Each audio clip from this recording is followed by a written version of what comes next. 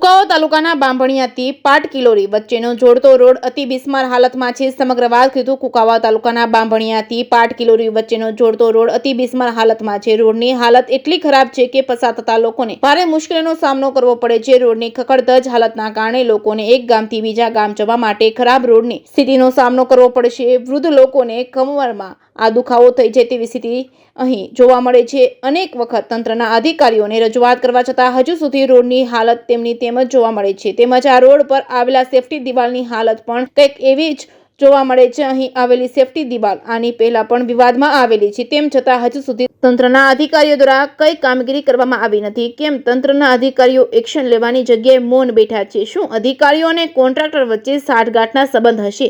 અહીં જે પુલ બનાવવામાં આવ્યો છે તેમાં પણ લોકોના અનેક તર્ક વિતર્કો ઉદ્ભવ્યા છે। અહીંના લોકોનું કહેવું છે કે જે પહેલા જૂનો પુલ હતો તે મોટો હતો અને હવે જે પુલ બનાવવામાં આવ્યો છે તે નાનો પુલ છે, જેના કારણે ચોમાસા દરમિયાન પાણીના કારણે રોડનું ધોવાણ થાય છે, જેના કારણે અનેક અકસ્માતોના બનાવ બનતા હોય છે। તો હવે તંત્ર દ્વારા લોકોને હિત માટે અને અકસ્માતને અટકાવવા માટે શું પગલાં ભરવામાં આવશે તે તો હવે આવનારો સમય જ બતાવશે કે શું થશે।